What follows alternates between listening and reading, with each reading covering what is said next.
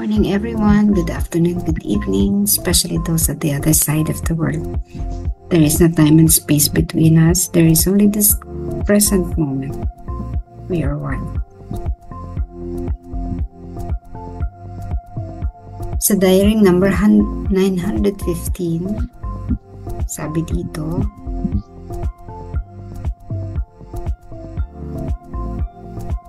O Mary, today a terrible sword has pierced your holy soul. Except for God, no one knows of your suffering. Your soul does not break, it is brave, because it is with Jesus. Sweet Mother, unite my soul to Jesus, because it is only then that I will be able to endure all trials and tribulations. And only in union with Jesus will my little sacrifices be pleasing to God. Sweetest Mother, continue to teach me about the interior life.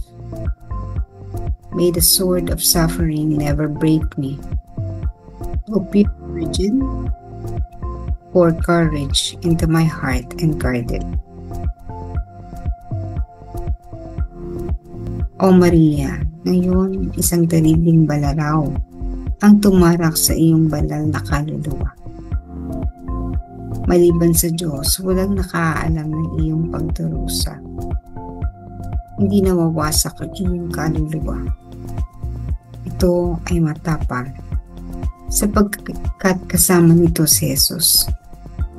Matamis na Ina, ipagkaisa mo ang aking kaluluwa kay Jesus, sapagkat sa pamamagitan lamang nito, aking makakayanan ang lahat ng pagsubok at pagdurusa. At sa pag-isa lamang kay Jesus, magiging kalugod-lugod sa Diyos ang aking mumunting mga sakripisyo.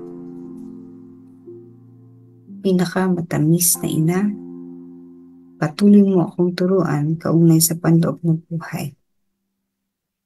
Naway hindi ako ikupo ng balaraw ng pagdurusa. O dalisay na Birhen, ibuhos mo ang katapangan sa aking puso at bantayan ito. Ang entry na ito ay paghahambing sa buhay ni Maria at sa buhay niya.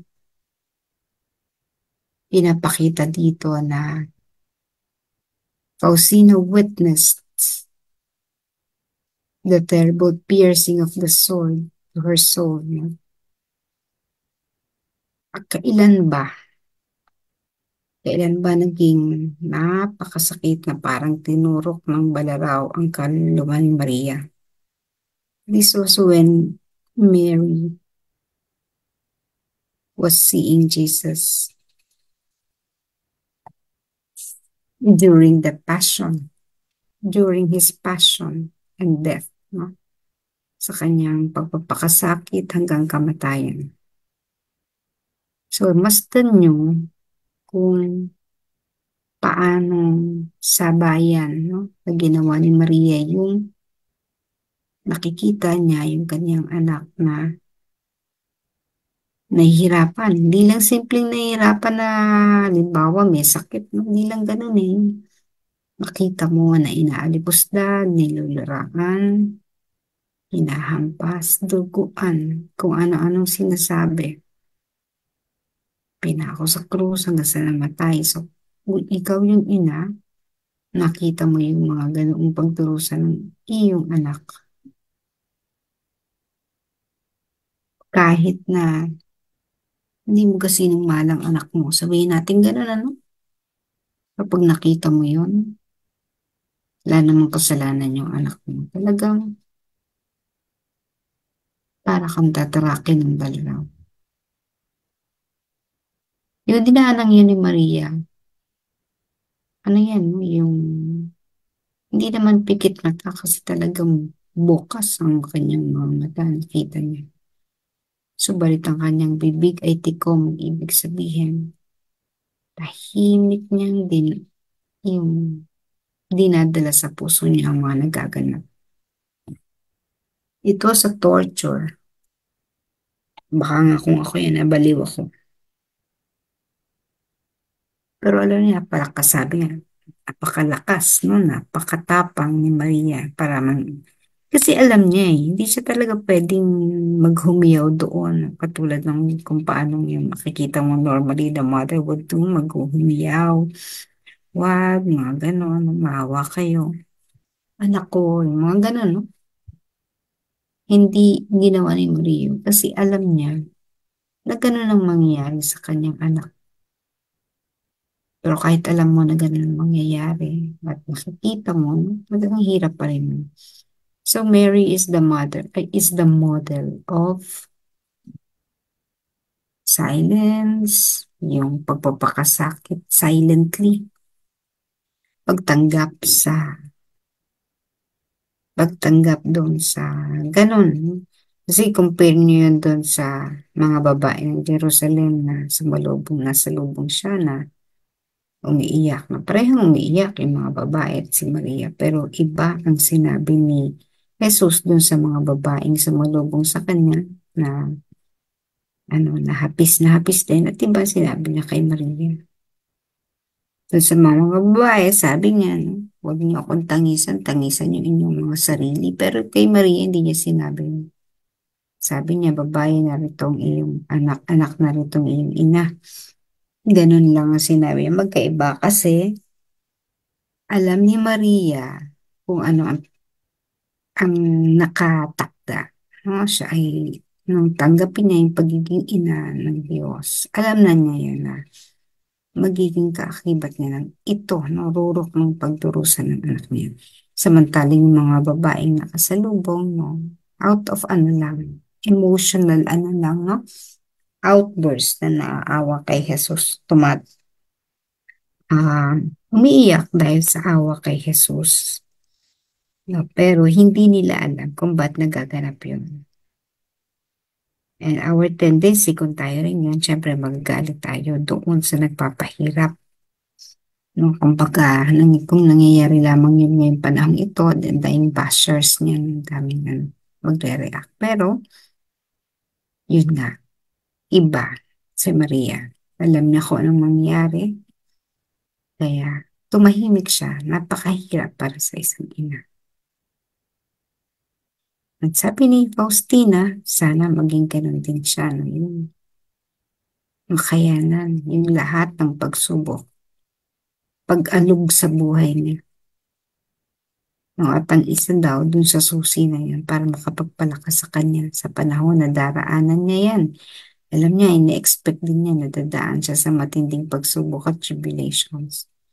At ang sabi niya na yung pakikipag-isa niya kay Jesus, yun yung magpapasaya sa kanya, magpapalakas sa kanya, magbibigay sa kanya ng kasiguruhan that the Lord is happy or pleased to see her na pinagdaraanan ng maayos, tahimik, buong giting, buong lakas, tinatanggap. Hindi nagrereklamo, hindi kaputok na sabi niya, hindi kaputok, hindi papahayag ng galit o pagtutol, no?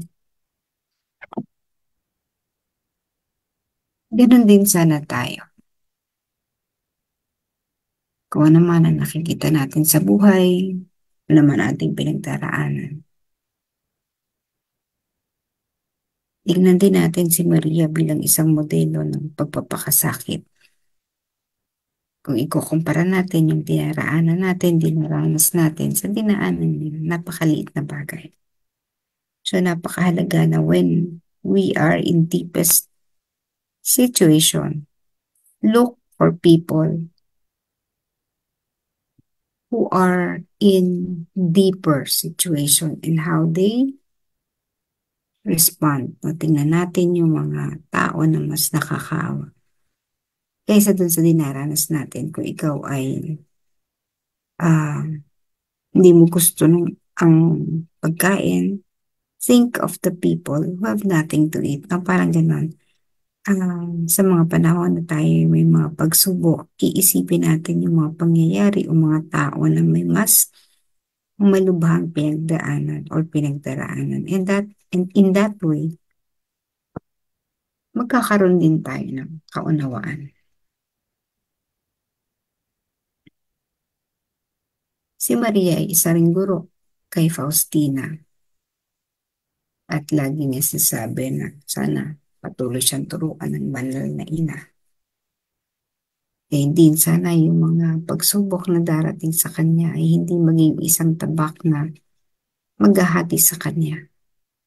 Bagamat siya'y tatarakin ng or tutusukin no, ng espada ng pagpapakasakit. Pero hindi siya ito igugupo, hindi siya mamamatay, hindi siya mahati. Bagamat siya'y magkakaroon ng sugat, subalit pananatilihin ang lakas ng kanyang sarili. Ano man yung pinagdaraanan natin ngayon, iba-iba man yan, no? Di man tayo pare-pareho.